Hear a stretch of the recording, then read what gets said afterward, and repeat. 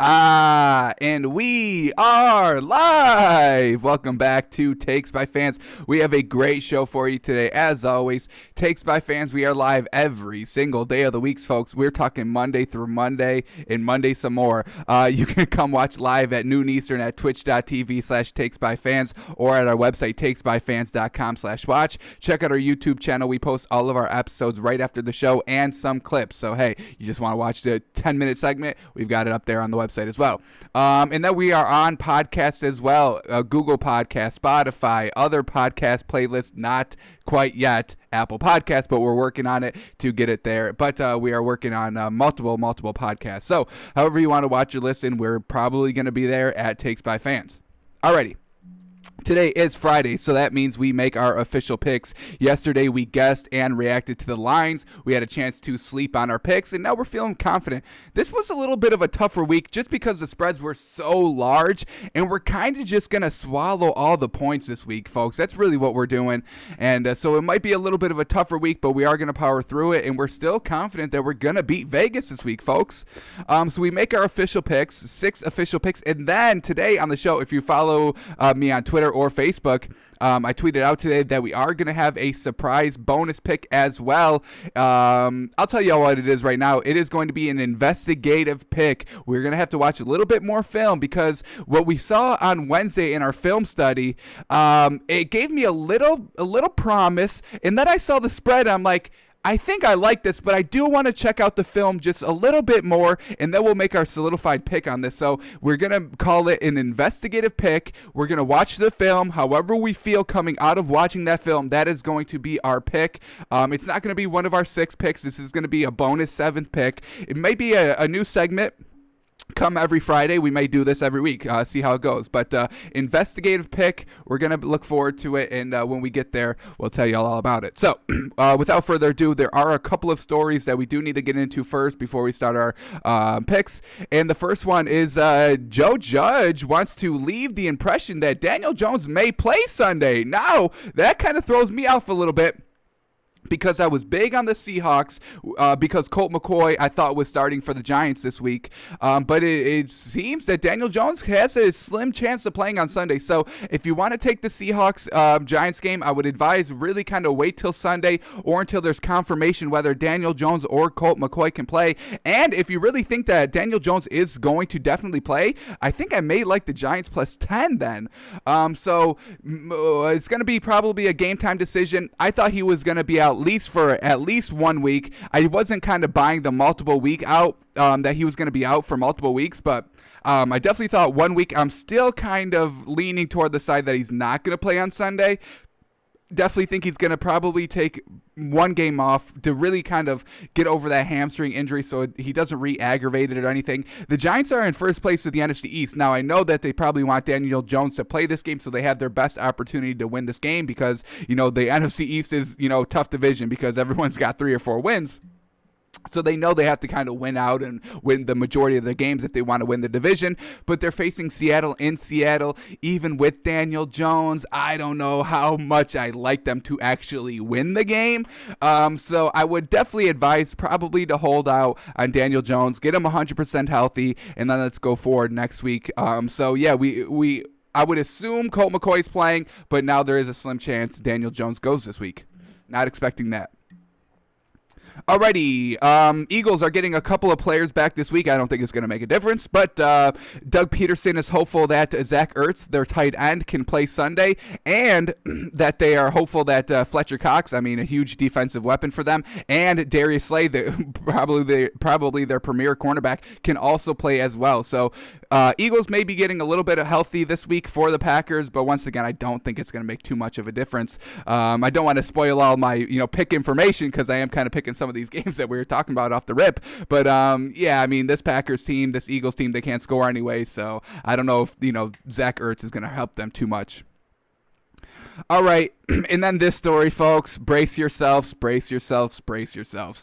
All this time, we've been blaming Carson Wentz for the Eagles' struggles. Now this may make sense why the Eagles are so bad this season, and it may be the head coach. So here it is. Doug Peterson confirms Eagles sharing some play calling duties. He calls it, quote, a collaborative effort. Oh boy, folks, who else calls play calling a collaborative effort? I'll give you 3 seconds to remember. That's right, folks. The New York Jets and Adam Gase, they have collaborative play calling over at the Jets, and they're 0-11 and not looking good. And they put up 3 points last week, and they put up 0 points in their first meeting against the Dolphins as well. So, oh boy, and now I think it's Doug Peterson who's bad. Maybe it's not Carson Wentz at all, folks. You cannot have collaborative play calling. It doesn't work.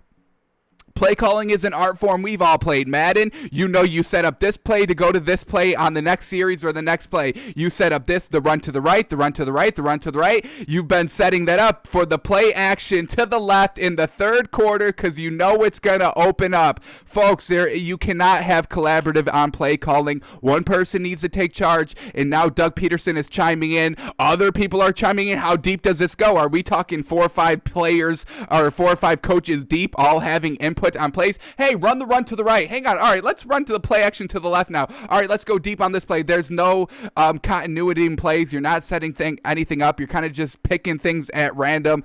It doesn't work, folks. So it obviously doesn't work. It's the Jets and the Eagles. These are the 2 teams that are admitting collaborative play calling, and they're both absolutely garbage. They have 3 wins between them. 3 wins in how many games played? Like 20, at least 23, 22, 24 games. You've won 3 of them combined.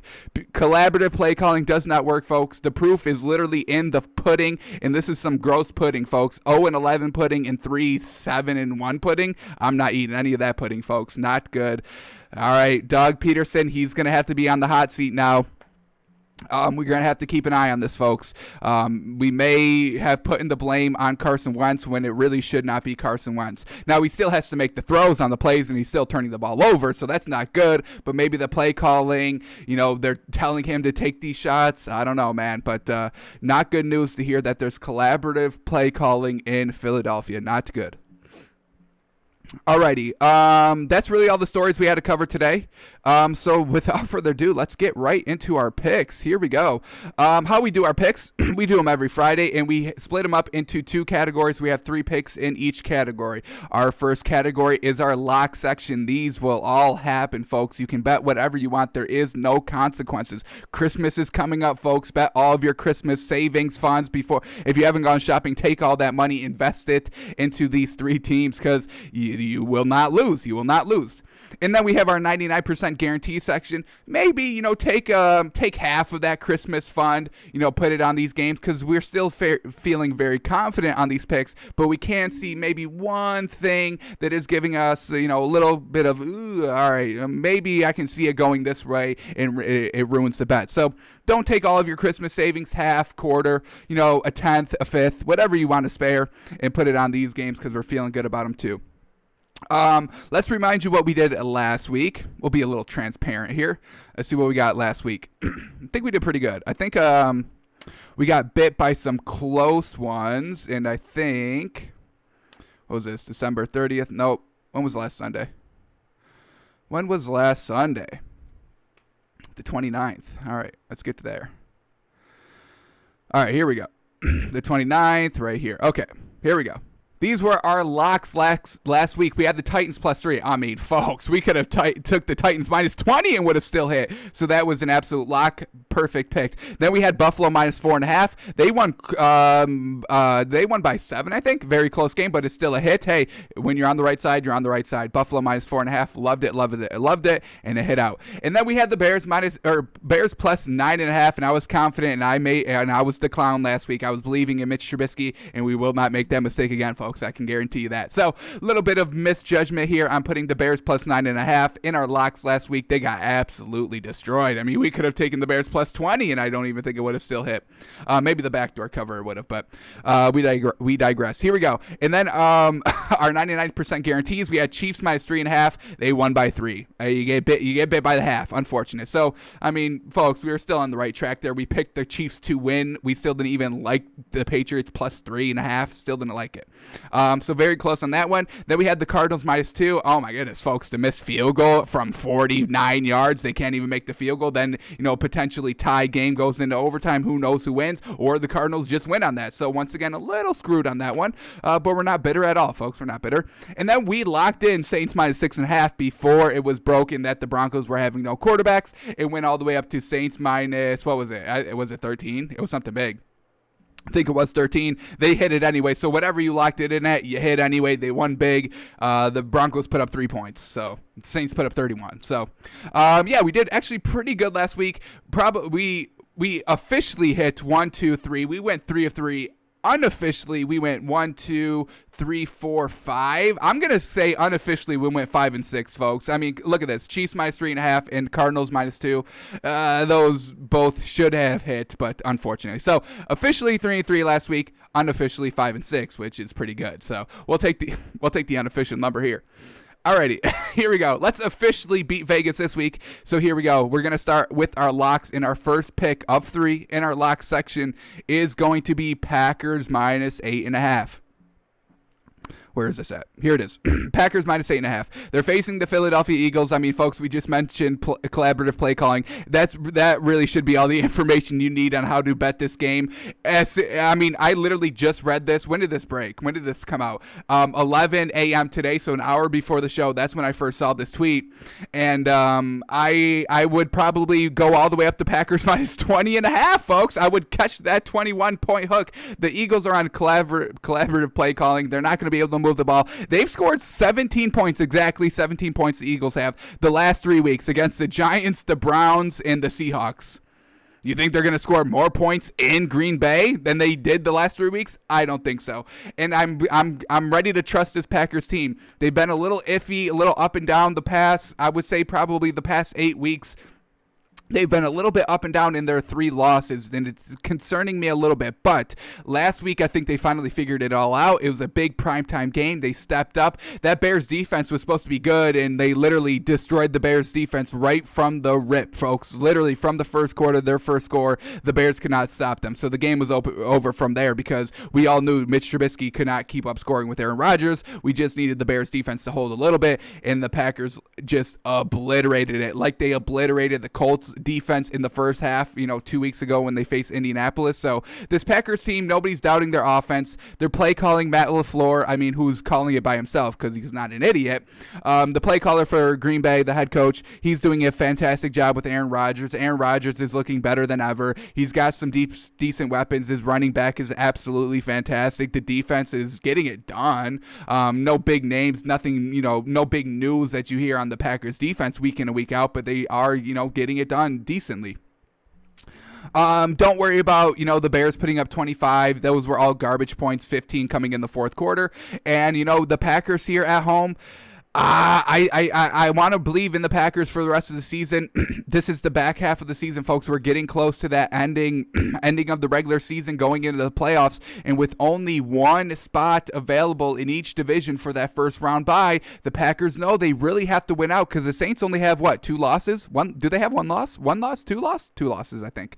So the Packers are 1 game behind that. They want to catch up. They know they have to kind of keep up winning. And how do they keep up winning? They keep throwing the ball and not getting bored and converting on those third downs. So we're ready to trust the Packers really for the back half of the season. This is where the great teams really elevate their play. The good teams become a little bit better, and the bad teams become a lot worse. This is the back half of the season. Teams that are competitive, they're ready to make that push for the Super Bowl. The teams that are basically have no chance to make the playoffs. They're looking for vacation, folks. So we're ready to trust the Packers for the rest of the year. This Eagles team, they're just not good. They can't move the ball. They can't put up points. They can't score in the first 3 quarters. Yes, they score in garbage time. So if you're afraid of the backdoor cover, then the Eagles plus 8.5 is good for you. But I don't think the Eagles can keep it close like the Bears did. I can't trust Carson Wentz, folks. We just can't trust him anymore. And we can't trust the play calling, so that's not good either. So Packers minus 8.5, I absolutely love it. I think they win absolutely huge. I would buy this one all the way up, honestly. I would endorse all the way up to Packers minus 20.5, folks. I know it may sound crazy, but this is Aaron Rodgers at home looking to try and still compete for that top spot in the NFC, and they're going against a very lackluster offense in the Philadelphia Eagles, folks. And if they can kind of get out early, the Packers can get out early like they did against the Bears, this Eagles defense isn't going to be able to recover, folks. So love the Packers minus 8.5. Alrighty, our second game in our locks category is going to be Seahawks minus 10. Once again, a good team making that end push to the playoffs.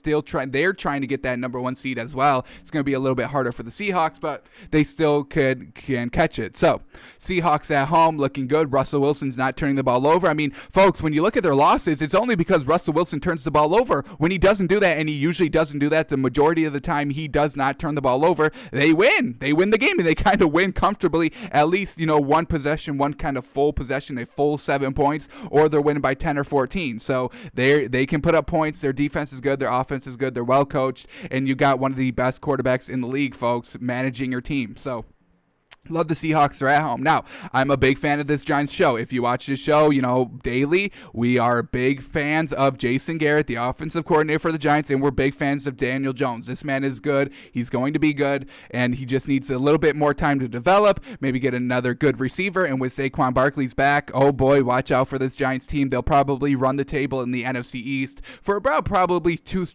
straight seasons, I would say. They've got all the pieces, or they don't have all the pieces. They have the great infrastructure. Now they just kind of need the supporting cast in the Giants. So they're getting there, and we are fans of their offense. But as I said at the beginning of the show, we're still not sure if Daniel Jones is going to play. Now, I'm going to bet that he doesn't. I think they're going to play it a little bit safe with him because they don't want something, with Saquon Barkley and him being out at the same time. They want these players back together as quickly as possible, as healthy as possible. So they're not totally focusing, on next year just quite yet. But I think they are thinking about the playoffs, and they know that they probably won't beat the Seahawks team. Even with Daniel Jones fully healthy, it's just a matchup nightmare. I mean, yes, the Giants are a decent team in the NFC East. Now, that's not saying too much. They're the first team in the NFC East, but the first team in the NFC East is like the 6th worst team overall. So, yes, they are division leaders, and I want to root for them, and they're good within their own division, but outside of their division, I don't think they can hold water against any of these teams. Seattle's ready to make that push for that number 1 spot in the NFC. The Giants are just fighting for, a division win just to try and get a first-round home game. That's what they're trying to do. So, can't trust Colt McCoy. He wasn't looking good. We watched film on him, and it just wasn't there. He doesn't have the speed that Daniel Jones has. He doesn't have the arm that Daniel Jones has, and it is unfortunate. And the Seahawks defense is getting better every week. Jamal Adams is slowly working his way into the Seattle's defense. I mean, everybody was clowning Jamal Adams, in his first game back, and he did get torched, but that was his first game back in a new team and a new system. I mean, can we give the man some time to, fit into where he fits into the defense? So we're going to take the Seahawks minus 10, really, even if Daniel Jones plays. Yes, I said at the top of the show, probably wait till Sunday to bet this game, but even really with Daniel Jones, as much as I want to buy this Giants team plus 10, I really can't. I get Russell Wilson, and I don't think Daniel Jones against the Seahawks defense is going to thrive, even if he plays. So, Colt McCoy, Daniel Jones, I don't think it really matters. We get the Seahawks minus 10. I think that's good. They're at home, looking for that win. Russell Wilson's not turning the ball over. Chris Carson's been back for 2 weeks. DK Metcalf has been here the entire year. Let's be real, folks. But let's swallow some points this week and try to hit these wins, liking Seahawks minus 10. Alrighty, and then our last pick in our lock section, and folks, call me crazy, but we're taking Titans minus 5.5. I think the Tennessee Titans absolutely blow out the Cleveland Browns this week, folks. This Titans team is so good. They're facing the good teams. They're being competitive against the good teams week in and week out. We saw them beat the Ravens last week. Absolutely fantastic. Walk-off touchdown by Derrick Henry. You love to see it. Or no, that was 2 weeks ago. Last week it was the Colts. Yeah, they absolutely obliterated the Colts. Holy cow. They blew out the Colts. Wow, 35 points in the first half. I mean, folks, and they were on the road. Absolutely fantastic. So now they're back at home. Now I understand Cleveland Brown is good. They are a good team. They're 8-3. Give them a little bit of respect. Now, why are they good? Because Baker Mayfield does not throw the ball 30 times. That's why they're good, and that's not a knock on the man. It's a little knock on the man, but it's not a huge knock on the man. We know he's a game manager type, and we're not knocking that. You know, Ryan Tannehill was a game manager, but he's really been elevating himself past game manager. Baker Mayfield hasn't quite done that yet, unfortunate. But this Browns rushing attack is absolutely fantastic, but so is the Titans. Their receivers, I mean, Titans have better receivers. They have the better quarterback, so they win the overall offensive battle. The Titans do, even though the Browns do have a good running back. They have a running back by committee, where the Titans are like, we just got one weapon. We've just got one guy. Y'all got two. We got one that does the same thing as both of y'all. So Titans at home, gonna be looking for another win here. And this Browns team, have they faced anybody good? Have they faced anybody good, folks? They haven't. Unfortunate. Yes, they beat the Colts like week 4. That's their big win. Congrats. You were at home and you beat the struggling Colts early. Congrats. It's just Baker Mayfield. He's not going to be able to get it done this week. And in this Titans team, they're so consistent, folks. And I think I was a little bit wrong. This team has no problem putting up 40 points every week. They'll do that. They'll do that running the ball, and Ryan Tannehill completing like 59%. It's absolutely wild what this team does. But they're so good. They're so well coached. And that's the big thing, folks. They're so well coached. Everybody buys in. Everybody does their job. And that's why they're so successful week in and week out. Tough teams, easy teams, it doesn't matter. They're competitive. They put up the points, and I love what this Tennessee Titans team can do. I think this Browns team, this is going to be their toughest opponent so far that they face this season. I think they're going to try and do too much. If Baker Mayfield just tries to get too cute, it's going to be, over from the get-go. If the Titans get out to a big lead, it's going to be over from that point, because Baker Mayfield cannot lead you, behind in a game and catch up with his arm. It's just not going to work. So Titans have been absolutely killing it in the first halves, really putting up a lot of points. 14-plus points in the first half is actually very good. The Browns a little bit struggling to put up points these past couple weeks. Now I get that they were at home for 2 of those games where it was a monsoon and they really couldn't throw the ball, but they're not going to throw the ball that much anyway. So they're going to rely. Both these teams are going to rely on their running games. But then I get Ryan Tannehill versus Baker Mayfield, and AJ Brown and Corey Davis. I mean, folks, their receivers are truly deadly receivers, and Derrick Henry's the best running back in the game. I think the Browns get a little exposed. Both these teams are 8-3, but the Titans are an actual 8-3 team, folks. These are some quality wins at 8-3. They faced adversity this season. They faced the hard teams, and they're better for it, honestly. So love the Titans here. I think the Browns get exposed this week, folks. I'm calling it. Browns get exposed this week, and they get exposed big. We'll take it. Titans minus 5.5. Alrighty, that's our locks. Packers minus 8.5, Seahawks minus 10, and Titans minus 5.5. I told y'all we're swallowing the points this week on big spreads. I usually do not like to do that. Give me the points, especially with more than one possession points. I mean, we're talking 8.5, we're talking 10. That's 2 scores, folks. So we're gonna swallow the points this week, and we're gonna trust these good offenses that we know and believe in and trust. I mean, the only offenses that we can really trust in this league are the Packers, Seahawks, and really Chiefs. That's really the 3 offenses that we can kind of trust on a consistent week-to-week basis. And I'm really loving this Titans team culture overall, and their defense is good too, and they're at home. I don't think the Browns travel well. So love these picks. Love these picks. It's plus $597. You put $500 on this, you're looking at $3,400, folks. Gosh darn, that's nice. Woof, $3,400 around this time. Absolutely, go win $3,400 on Packers minus 8.5, Seahawks minus 10, and Titans minus 5.5. Those will all hit, folks. Alrighty, let's move on to our 99% guarantee section. We're still very confident on these picks, but we can see maybe one thing going wrong in ruining the bet. So here we go. Let's start it here with where is it? Colts minus 3.5. Now, I have been a big cheerleader of this Texans team because I liked their wide receiver depth. What did they just lose this week from Thanksgiving up until this point right now? They lost their wide receiver depth. Will Fuller, their best wide receiver, and Kenny Stills, not a reliable wide receiver, but still a weapon out there, a distraction, a decent catcher as well. Fast, he can do it all. He'd be like a number 2 wide receiver in any system. He was like the Texans' number 4 wide receiver. So they went from 4 great wide receivers down to 2. They lost their best wide receiver. I think the Texans offense will now become just an average offense. Even though they have Deshaun Watson, this will become an average offense, unfortunately. Now, this Colts team, they're coming off a little bit of a humiliating loss. They were feeling highest of highs. They beat the Titans. They beat the Green Bay Packers. They're like, let's beat the Titans again, and they got absolutely blown out. We called it, but we're not big fans on this Colts team anyway. We think they're a little bit frauds. We're not big on Phillip Rivers. I think I like every aspect of this Colts team besides Phillip Rivers, and just because of that one aspect, I don't like this Colts team as a whole because I can't trust their quarterback. I cannot trust Phillip Rivers in the big games or in the big moments of the big games. He just never shows up. So it's unfortunate. He's a little lazy, lackadaisical with the ball sometimes. That creates easy turnovers, and they lose games because of that. We saw that the last 2 years with the Chargers, folks. I mean, he has a history of doing this, and we saw early in the season with the Colts. That's why we were off of them. We saw it against the Browns. That's why they lost that game. That was really the official game where we sold the Colts. We ended up buying them a little bit 2 weeks ago because we had to. We were kind of forced to, and we were proven right last week and took them off the top 10.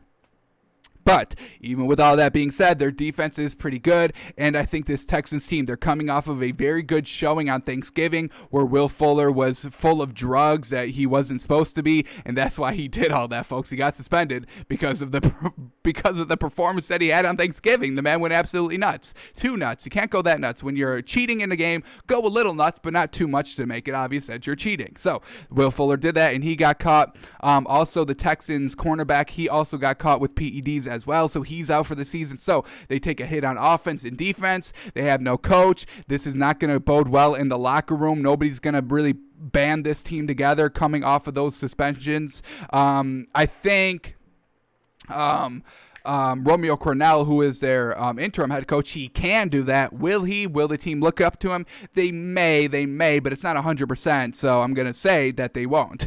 So I think the locker room's going to be a mess. They're coming off of a huge win where they put up a lot of points. They lose some of their key offensive pieces. They lost a huge cornerback.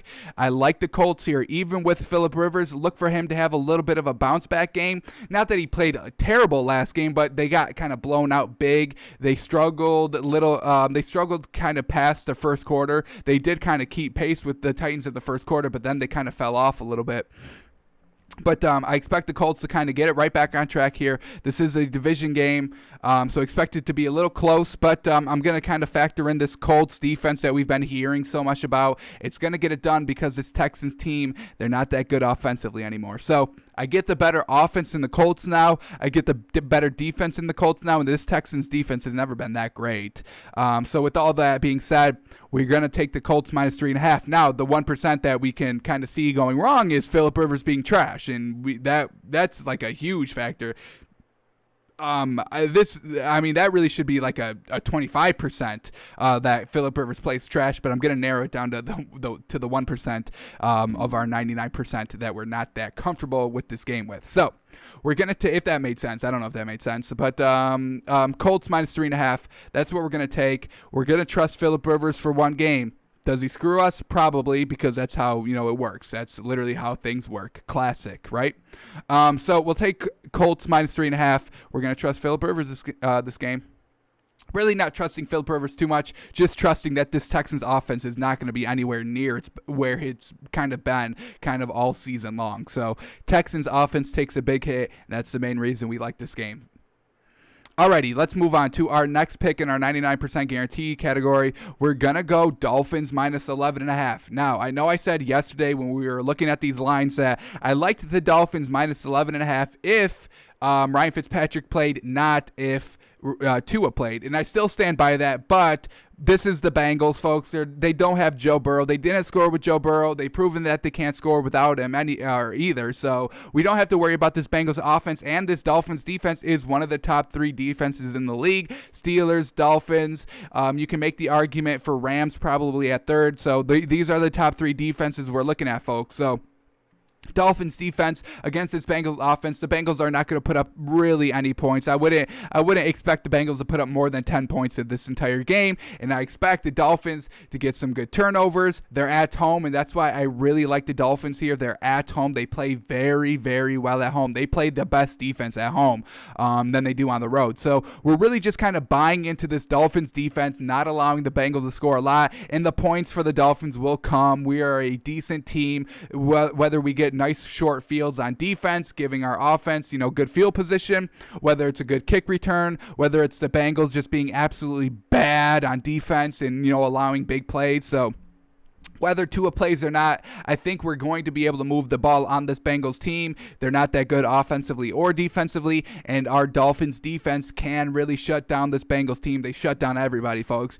This Bengals team has nothing special. I don't even think Joe Mixon's playing again. This man's not even playing. So without Joe Mixon, without Joe Burrow, this offense is really not good. They really couldn't even score or win games with those players. So without them, they're not even going to be even close to winning these games. Dolphins defense is top 2 defense in the league. I don't want to hear it. They create turnovers. They just play sound defense. Everyone's like, oh, they get bailed out by turnovers. Turnovers are a cause of absolutely perfect defense. Everything's going right. Your line's getting pressure. Your defensive backs, your linebackers, they're all covering perfectly. You make the quarterback make a bad throw, or you make a receiver make a tight catch or a tough catch that gets tipped. Turnovers are not random luck, folks. These are when everything goes right on defense. That's when you get the turnover. So we love this Dolphins defense. Not big on Tua. I'm not big on Tua offensively yet. I think he can get there. I am a believer. He should be playing, but I'm not a fan that he can go out and score 25 points by himself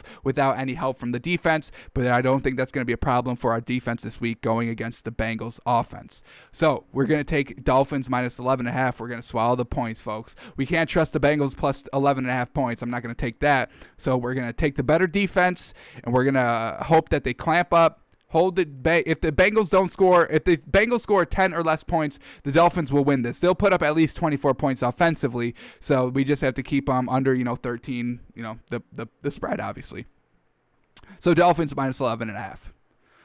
All right, and then our last pick in our 99% guarantee section is going to be, we're taking Cardinals plus 2.5. I cannot trust this Rams offense. They are all over the place. The max they put up is like 24 points, and this Cardinals team has the ability to score more than 24 points at any given time. This Cardinals team doesn't really have that low offensive point ceiling like the Rams have. Cooper, look at, folks, the only thing that you really need to know about this Rams team, they faced the Bucs team, and that Bucs defense was absolutely trash, and the Rams were passing all over them. They had their top 2 wide receivers and 150 plus yards for both of them each. Jared Goff had no turnovers in that game. And they were that was the best offense they've ever played, and they only put up 27 points. So, I mean, folks, they never put up a lot of points. This Cardinals team can't put up points. This Rams team is on the road, making it even harder for them to put up points. This is a division matchup, making the Rams even harder to put up more points. The Rams just lost last week. Not good. This Cardinals team has a dual threat quarterback, making it more difficult for this Rams defense. The Rams defense is good. It's the best thing about them, but they kind of bent last week against the 49ers. They let Nick Mullins go all over them, so they put up 24 points. So, Cardinals coming off of a decent performance, a game that they probably know they should have won, the missed field goal at the end of the game to go up 3, absolutely crushed the Cardinals. And then they kind of got bailed out. One bad play advances the ball for the Patriots down the field, and then they kicked the game-winning field goal. I mean, folks, we broke it down on Wednesday. It's clear as day the Cardinals really should have won the game. So, the Cardinals at home, they're very good at home. Their defense is very, very good at home. The defense doesn't travel too well, but at home, this defense, it's probably top, I would say top 7 defenses, maybe even top 5 when they're at home. So expect the Cardinals defense to really kind of lock up this Rams already struggling offense. Now, I do think that this Rams defense can definitely lock up Kyler Murray because all he goes to is to DeAndre Hopkins. They really don't have that second score that they can consistently go to. I understand that. But I'm going to trust that this Cardinals team has enough magic up their sleeves, enough tricks up their sleeves to keep the game close. They'll keep the game close all the way down to the fourth quarter. This Rams team can't score, and we're going to just take the 2.5 points here. We get the Cardinals plus 2.5. We're just going to take the points. We cannot trust this Rams team with any points, folks. I mean, they don't put up points. That's their big thing. You think they should be putting up a lot of points. They have good weapons. They have a smart head coach. They have a good arm in Jared Goff. They have great wide receivers. They have a decent emerging run-by-committee running game.